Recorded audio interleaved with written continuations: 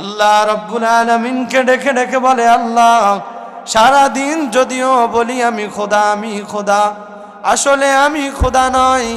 আল্লাহ আপনি তো প্রকৃতপক্ষে খোদা। আল্লাহ আপনি আমাকে ক্ষমা করে দেন। আল্লাহ আপনি আমাকে গজব দিয়া ধ্বংস করে দিয়েন না। আল্লাহ রাব্বুল আলামিন ফেরাউনকে দুইটা অলৌকিক শক্তি দিয়েছেন। ফেরাউন যদি বলতো নীল নদের পানি আয়, সাথে সাথে চলে আসতো।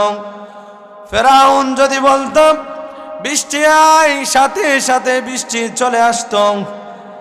আল্লাহ রাব্বুল আলামিন ফেরাউনকে দুইটা অলৌকিক শক্তি দিয়েছেন। এক সময় দেখা গেল নীল নদের পানি শুকিয়ে গেছে, বৃষ্টি হয় না, বৃষ্টি হয় না। তার প্রজারা দৌড়ে আসলেন, এসে বললেন, আপনি না আমাদের খোদা, আমাদের রব, আপনি না আমাদের আল্লাহ, আপনি আমাদের আল্লাহ, আপনি বৃষ্টি দেন না কেন? আমাদের ফসল হয় না। ফসল যদি না হয় আমরা না খেতে পেয়ে মরে যাব। ফেরাউন তার সাঙ্গ পাঙ্গ নিয়ে গুহার ভিতরে চলে গেলাম, আর বলল এই গুহার ভিতরে কেউ যেন না ঢুকতে পারে, কেউ যেন না আসে। বগলের তলে একটা জায়নামাজ নিয়ে সে গুহার ভিতরে ঢুকে গেলাম, গিয়ে 2 রাকাত নামাজ পড়েছে। পড়ে আল্লাহকে ডেকে ডেকে বলছে, আল্লাহ রাব্বুল আলামিন, হে আল্লাহ আমি জানি আমি খোদা নয়, আমি খোদা নয়, খোদা হচ্ছেন আপনি। আল্লাহ দুনিয়ার জগতে আমাকে বেয়াজ্জতি করবেন না, আমাকে শরম দিয়েন না। আল্লাহ আমার প্রজাদের সামনে আমাকে লজ্জা দিয়েন না, আমাকে শরম দিয়েন না। আল্লাহ রাব্বুল আলামিনকে ডেকে ডেকে বলছেন, আল্লাহ এই দুনিয়ার জীবনে আল্লাহ আমাকে লজ্জা দিবেন না, আমার প্রজাদের সামনে আমাকে শরম দিয়েন না। আল্লাহ রাব্বুল আলামিন কে ডেকে ডেকে বলেছেন। আল্লাহ রাব্বুল আলামিন ফেরাউনের সে দোয়া মঞ্জুর করে সাথে সাথে নীল নদের পানি ফিরিয়ে দিয়েছেন। আকাশ থেকে বৃষ্টি বর্ষণ শুরু হলো। ফেরাউন গুহা থেকে বের হওয়া শুরু করলাম। বের হয়ে যখন আসলাম, আসার পরে দেখতেছেন একটা লোক দাঁড়িয়ে আছে, একটা লোক দাঁড়িয়ে আছে, বলতেছে, হে ফেরাউন, তুমি যে বলছো দুনিয়ার জগতে তোমাকে সম্মান হানি না করার জন্য, আখিরাতে তোমাকে শাস্তি দেওয়ার জন্য, তুমি কি এটা লিখিয়ে দিতে পারবে? ফেরাউন বলছে, হ্যাঁ আমি লিখে দিতে পারবো। আমি লিখে দিতে পারবো না কেন? লিখে দিব। ফেরাউন এই ঘটনা ফেরাউন তাকে লিখে দিল যে আমি দুনিয়ার জগতে শাস্তি চাই না, পরকালের জগতে আমায় শাস্তি পাওয়ার জন্য প্রস্তুত। লিখে নিয়ে গেলেন। আর আল্লাহ রাব্বুল আলামিন ডেকে ডেকে বলছেন, হে ফেরাউন, তোর জন্য চিরস্থায়ী জাহান্নামের ব্যবস্থা আমি আল্লাহ করে রেখেছি।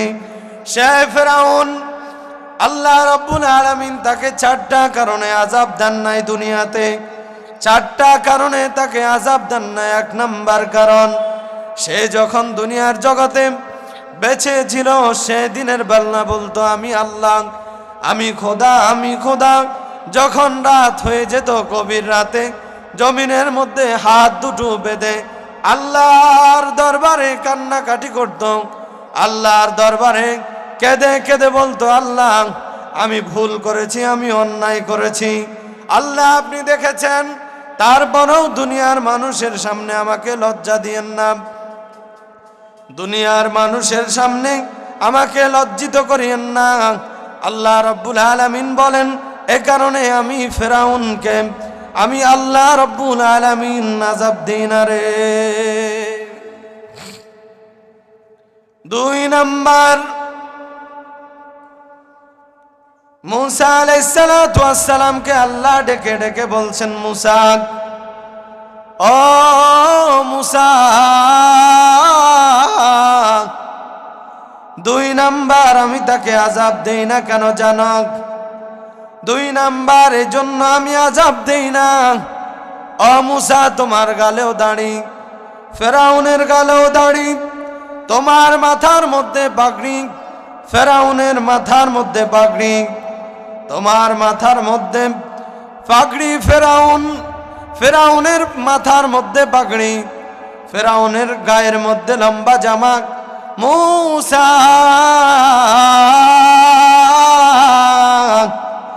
ও মুসা ফেরাউনের গায়ের মধ্যে লম্বা জামা, তোমার গায়ের মধ্যে লম্বা জামা।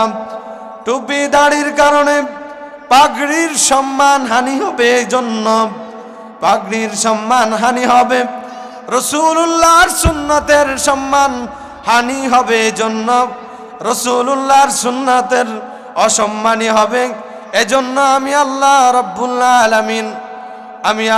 রব্বুল আলামিন ফিরাউনকে আযাব দেই না রে। আল্লাহ রব্বুল আলামিন ডেকে ডেকে বলছেন মুসা, এজন্য আমি ফিরাউনকে আযাব দেই না, এজন্য আযাব দেই না। ও আমার কলিজার টুকরা বন্ধুগণ, আমার প্রিয় কলিজার টুকরা যুবক ভাইরা, ও আমার মুরব্বী বাবারা, শুনো আমি তোমাদেরকে বলছি, খবরদার কোনোদিন টুপির বেয়াজ্জতি করবেন না, দাড়ির বেয়াজ্জতি করবেন না রে বাবা, লম্বা জামার বেয়াজ্জতি করবেন না, আলেম ওলামার সঙ্গে খারাপ আচরণ করবেন না, আলেম ওলামার সঙ্গে ভালো আচরণ করবেন, আলেম ওলামার সঙ্গে সুন্দর আচরণ করবেন, তার বিনিময়ে হইতে পারে আল্লাহ রাব্বুল আলামিন আপনার জিন্দেগীর গুনাহগুলো মাফ করে দিতে পারে। বলেন না সুবহানাল্লাহ। আমার প্রিয় বন্ধুগণ, 3 নাম্বার আল্লাহ রাব্বুল আলামিন মুসা কালিমুল্লাহকে ডেকে ডেকে বলছেন, মুসা 3 নাম্বার কারণ, প্রতিদিন ফেরাউন তার বাড়িতে, প্রত্যেক দিন ফেরাউন তার বাড়িতে কিছু কিছু গরিব এতিম অসহায় এতিম ছেলেদেরকে তার বাড়িতে খানা খাওয়ায়, এতিম গরিব ছেলেদেরকে তার বাড়িতে খানা খাওয়ায়। এজন্য আমি আল্লাহ তাকে আযাব দেই না। ওই গরিব এতিম ছেলেরা ডেকে ডেকে বলে আল্লাহ, ডেকে ডেকে বলে আল্লাহ, আপনি যদি ফেরাউনকে গজব দিয়ে ধ্বংস করে দেন, ফেরাউনকে যদি গজব দিয়ে ধ্বংস করে দেন, ও আল্লাহ, ও মেহেরবান খোদা আল্লাহ, আমাদেরকে কে খাওয়াবে, কে খাওয়াবে, কে আমাদেরকে লালন পালন করার দায়িত্ব নেবে, কে আমাদের দায়িত্বটা নিয়ে নেবে? আল্লাহ রাব্বুল আলামিন মুসা আলাইহিস সালাতু ওয়াস সালামকে ডেকে ডেকে বলছেন, মুসা এজন্য আমি ওই যে এতিম অসহায় ছেলেদের, ওই যে এতিম অসহায় ছেলেদের দোয়ার বরকতে আমি আল্লাহ ফেরাউনকে গজব দিয়ে ধ্বংস করে দেই না রে। আমার প্রিয় বন্ধুগণ, ও আমার কলিজা টুকরা প্রিয় যুবক, আল্লাহ রাব্বুল আলামিন ডেকে ডেকে বলছেন, মুসা 4 নাম্বার কারণ, 4 নাম্বার কারণ, ফেরাউনের একজন বৃদ্ধা মা আছে বাড়িতে, ফেরাউনের বৃদ্ধা মা, যেই মা হাঁটতে পারে না, চলতে পারে না, খাইতে পারে না, মা উঠে গোসল পর্যন্ত করতে পারে না, ফেরাউনের ওই বৃদ্ধা মা ডেকে ডেকে বলে, আল্লাহ আমার সন্তান ফেরাউনকে তুমি যদি আযাব দিয়া ধ্বংস করে দাও, আমার সন্তানকে আল্লাহ আপনি যদি আযাব দিয়ে ধ্বংস করে দেন, আযাব দিয়ে ধ্বংস করে দেন, আমি বৃদ্ধ মানুষ, চলতে পারি না, চোখেও দেখি না, বৃদ্ধ মানুষ উঠে দাঁড়াতেও পারি না। আল্লাহ গো, ও দয়ার মালিক, আমি চোখেও দেখি না, কিছু খাইতেও পারি না। আমার এই সন্তান আমার খিদমত করে, আমাকে খাওয়ার গুলা খাওয়াই দেয়, আমাকে গোসল পর্যন্ত আমার সন্তান করায় দেয়। আল্লাহ, আমার সন্তানকে যদি আপনি গজব দিয়া ধ্বংস করে দেন, আমার সন্তানকে যদি আপনি গজব দিয়া ধ্বংস করে দেন, ও আল্লাহ, ও রব্বুল আলামিন, তাহলে আমি মার খেদমত করার মতো লোক পাওয়া যাবে না। আল্লাহ রব্বুল আলামিন মুসা কালিমুল্লাহকে ডেকে ডেকে বলছেন, মুসা, এই কারণে আমি ফেরাউনকে গজব দিয়ে ধ্বংস করি না। মা তার জন্য দোয়া করতে থাকে, মা দোয়া করতে থাকে, মায়ের দোয়া আমি আল্লাহ কবুল না করে পারি না। কারণ মায়ের দোয়া আমি আল্লাহ মা বাবার দোয়া কবুল করি। আমি আল্লাহর দরবারে মা যদি কেঁদে কেঁদে বলে, আমি আল্লাহর দরবারে যদি বাবা কেঁদে কেঁদে বলে, আমি আল্লাহর সাথে সাথে সেই দোয়াগুলো কবুল করে নেই। হে আমার প্রিয় কলিজার টুকরা সন্তান, ও আমার বাবারা শুনে নাও। হে আমার বাবা, মায়ের মনে কষ্ট দিও না রে বাবা। ও আমার সন্তান, বাবার মনে কষ্ট দিও না।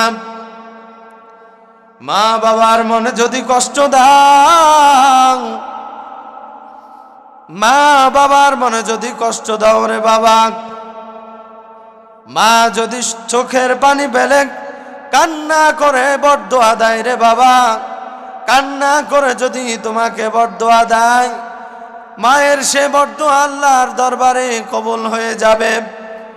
যে মা তোমাকে 10 মাস 10 দিন গর্ভে ধারণ করেছেন, যে মা তোমাকে 10 মাস 10 দিন গর্ভে ধারণ করেছে, কত কষ্ট করেছে মা, কত কষ্ট করেছে মা তোমার জন্য রে বাবা।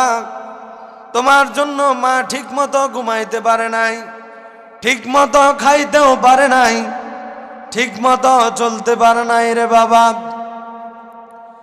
মার প্রসব বেদনা শুরু হয়ে গেছে। সাথের মহিলাদেরকে ডেকে ডেকে বলছেন, আমার প্রাণের স্বামীকে একটু ডেকে দেন, আমার প্রাণের স্বামীকে একটু ডেকে দেন, আমি তার থেকে বিদায় নিব। জানি না আজকের এই সময়টা আমার জন্য শেষ সময় হয় কিনা, জানি না আজকের এই সময়টা আমার জন্য শেষ সময় হয়ে যায় কিনা। বাবা যখন পাশে এসে বসে, মা কান্না করে করে বলে, হে আমার প্রাণের স্বামী, হে আমার প্রাণের স্বামী, হয়তো আমি আজকে দুনিয়া থেকে বিদায় নিয়ে চলে যেতে পারি, কারণ প্রসব বেদনার যন্ত্রণা এত কষ্টকর, এত কষ্টকর, এত বেশি কষ্টকর, যেটা আমি সহ্য করতে পারছি না। আমার বাবা ডেকে ডেকে বলে, চিন্তা করিও না, আল্লাহর কাছে সুপর্দ করে দিলাম। সন্তান যখন দুনিয়াতে আসলো, আসার পরে সন্তান পৃথিবীর কোনো কিছু খাইতে পারে না, পৃথিবীর কোনো খানা খাইতে পারে না। আল্লাহ রব্বুল আলামিন মায়ের বুকের ভিতরে এমন একটা রাডার ফিট করে দিয়েছেন, এমন একটা রাডার ফিট করে দিয়েছেন আল্লাহ রব্বুল আলামিন। আল্লাহ রব্বুল আলামিন এমন একটা মেশিন আল্লাহ রব্বুল আলামিন ফিট করে দিয়েছেন, যেই খাবারের সঙ্গে পৃথিবীর কোনো খাবারের তুলনা হয় না। সন্তান কান্না করে, বাবা ডেকে ডেকে বলছেন, যাও তাকে দুগ্ধ পান করাও, তাকে দুগ্ধ পান করাও। মা ডেকে ডেকে বলছেন, না, এটা ঘুমানোর কান্নার আওয়াজ। কিছুক্ষণ আগে আমি তাকে দুগ্ধ পান করিয়ে এসেছি, সে এখন হয়তো ঘুমাবে, জন্য কান্না করছে। কত কষ্ট করে মা আপনাকে আমাকে লালন পালন করছে, কত দুঃখ বেদনা সহ্য করে মা লালন পালন করছে। হে আমার কলিজার টুকরা যুবক,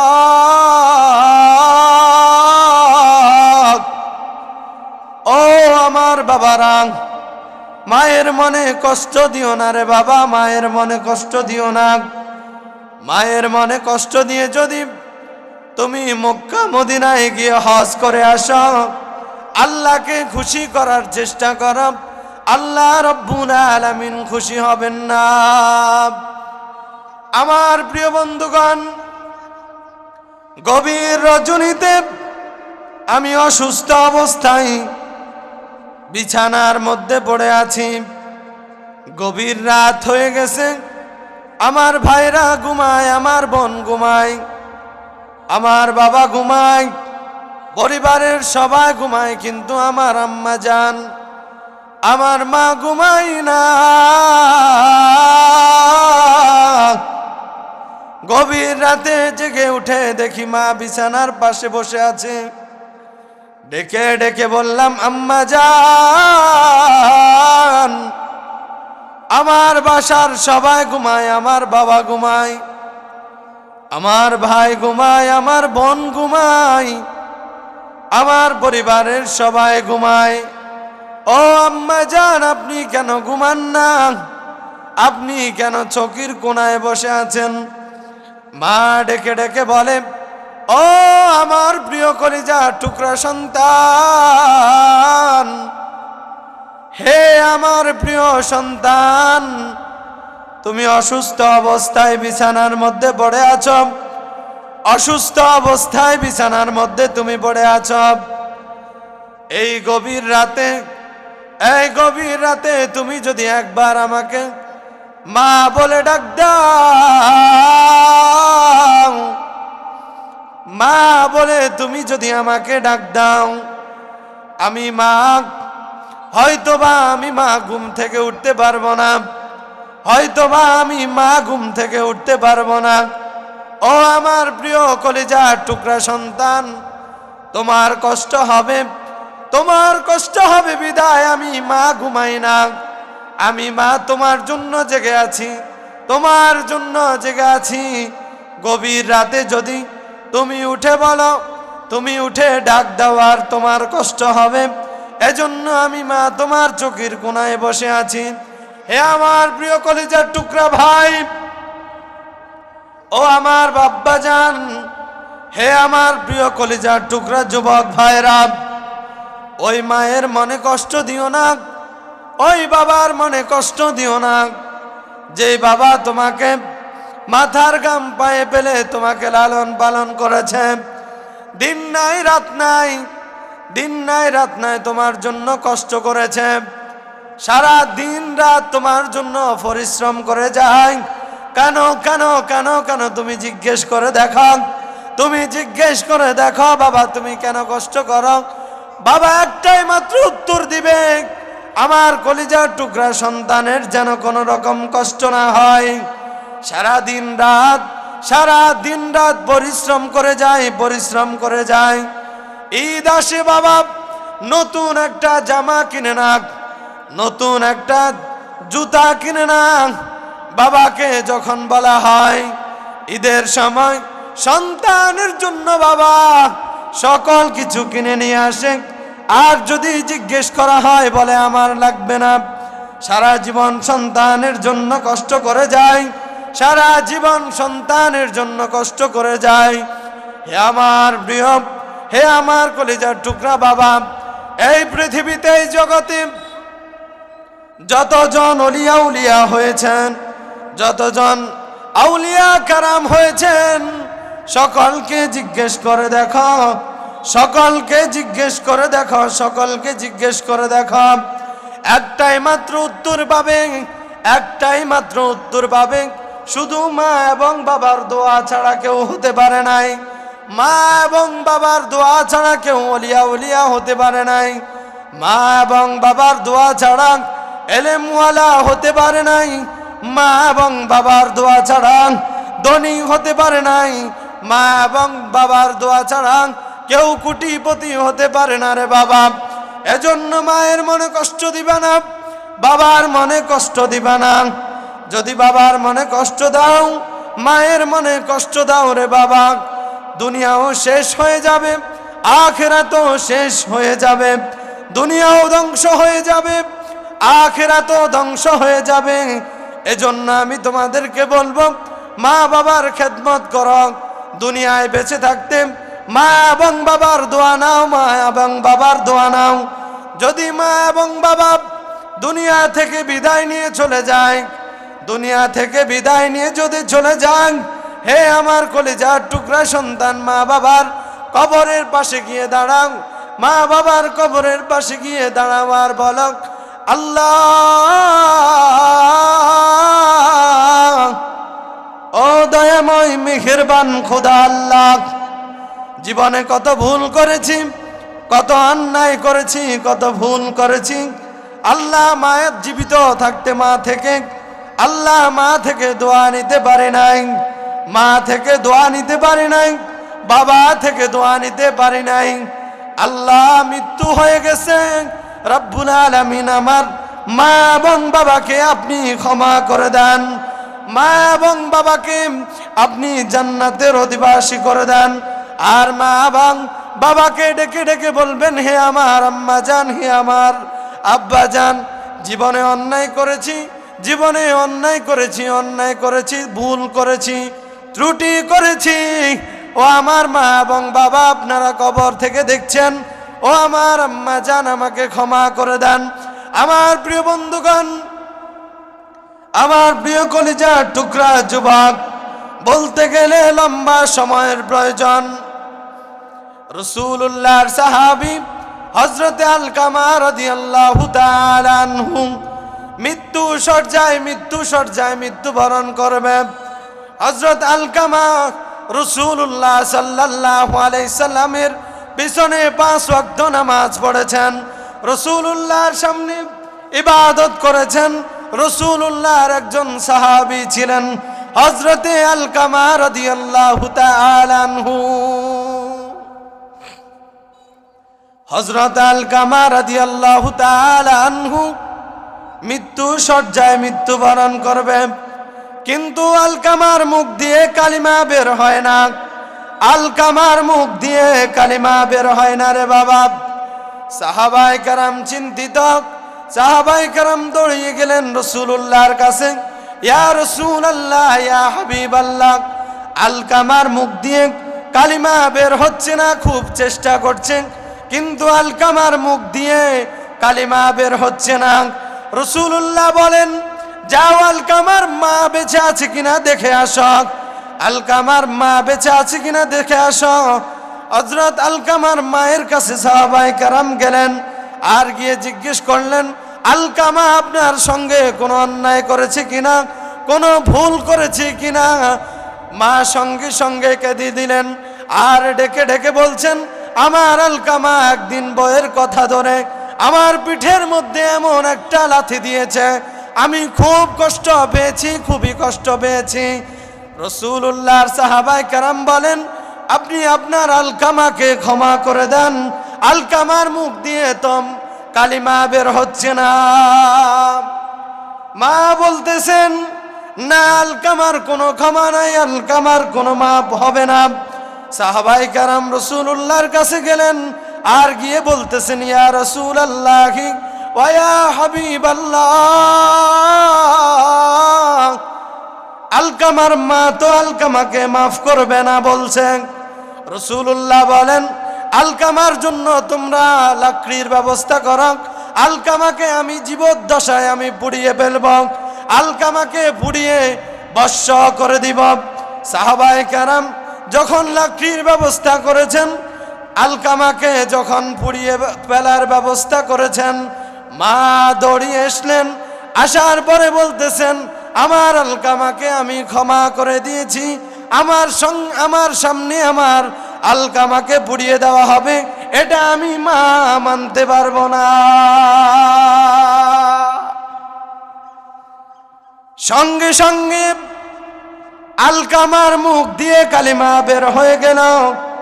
মা যখন মাফ করে দিয়েছে, মা যখন মাফ করে দিয়েছে, আলকামার মুখ দিয়ে সাথে সাথে কালিমা বের হয়ে গেছে। আর আলকামা রাদিয়াল্লাহু তাআলা আনহু সঙ্গে সঙ্গে কালিমা পড়তে পড়তে আল্লাহর দিদার লাভ করেছেন। বলেন না সুবহানাল্লাহ। আমার প্রিয় বন্ধুগণ, আমি এতক্ষণ যে আলোচনা করেছি, মায়ের মনে কষ্ট দিবেন না, বাবার মনে কষ্ট দিও না। হে যুবক, হে আমার বৃদ্ধ বাবা, এখন পর্যন্ত যদি মা বাবা বেঁচে থাকে, গিয়ে ক্ষমা চাও।